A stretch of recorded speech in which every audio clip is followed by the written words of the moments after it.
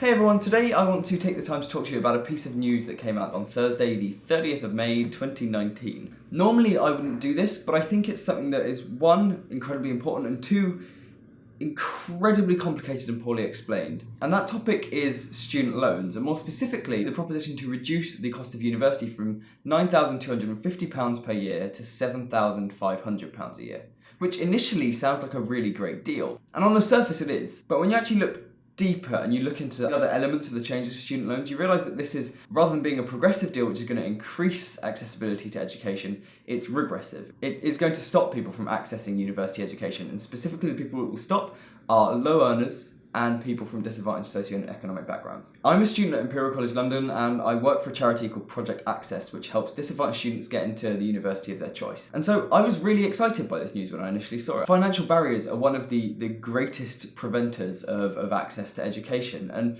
reducing that financial barrier is a surefire way to improve the number of people from diverse backgrounds attending university. Reducing the financial barriers to education is much needed, especially when education is the greatest weapon against inequality. Thank you, Mr. Mandela.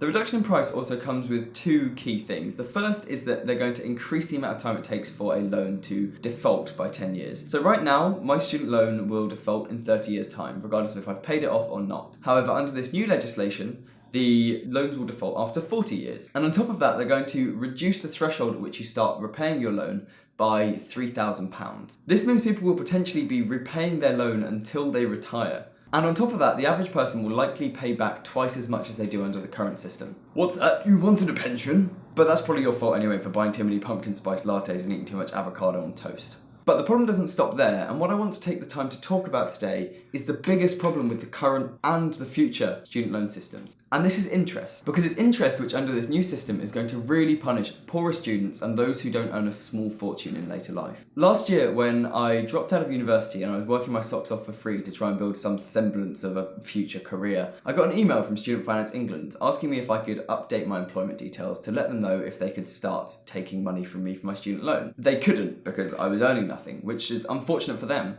But it also turned out it was unfortunate for me. You see, I then logged into Student Finance England to have a look at the state of my student loan, and I realised that I owed them a lot more money than I initially thought I did. £1,000 more than I initially thought I did, for that fact. And the reason for this is that every year you're at university, your student loan accrues 6% interest. Now, when you leave university, this interest rate drops down to 3%, unless you're above a threshold, which under the current system is about £25,000, after which point the interest rate will slowly crawl up to 6% when you're earning £45,000 a year or over. When I leave university, my student loan and maintenance loan will lump together to be about £50,000, and I wouldn't have been able to go to university without that. And I understand a lot of people would say that's a fair price to pay to go to university, but because of the absurd interest rates which are allocated to my loan, the maximum amount of money I could end up repaying is £197,613.97 by the time it defaults. That's a lot of money. That's a house, or a swanky sports car, or a small cup of coffee in central London. But for people on new loans, the potential is worse. Because while the loan is initially about £5,000 less by the end of your educational career, compound interest and the fact that you'll be repaying your loan for potentially 10 years longer than someone under the current system means that your loan could multiply up to £190,000 by the time it defaults, and that's not even including a maintenance loan.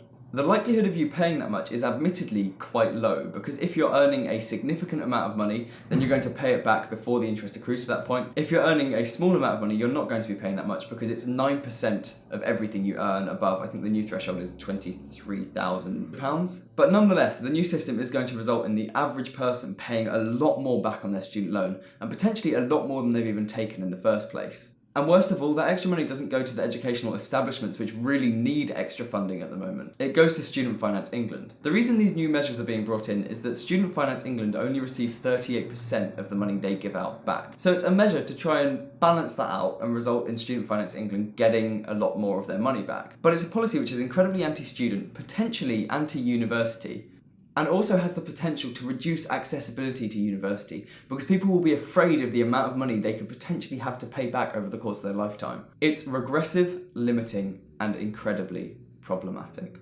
Congratulations for making it to the end of the video. That's quite a long one. I just wanted to take a minute to talk to you guys about the charity I mentioned, Project Access, which I work for. If you care about education inequality and you happen to have a couple of hours spare each week, plus you're a student at a UK university, it's really, really easy to get involved. We run a mentoring scheme where you'll mentor a student from a disadvantaged and underrepresented socioeconomic background, support them in getting into university by informing them about your experiences, some tips, helping them revise their exams, that sort of thing, and just help them get to a position where they can show the universities they're applying to how fantastic they are. If there's something you'd be interested in, I'll pop a link down below and you can make a real difference to these people. Sorry this video's been a lot longer than usual, but I hope you enjoyed it nonetheless, and I'll see you guys next time. Have an amazing week, stay smart, stay special, and stay you.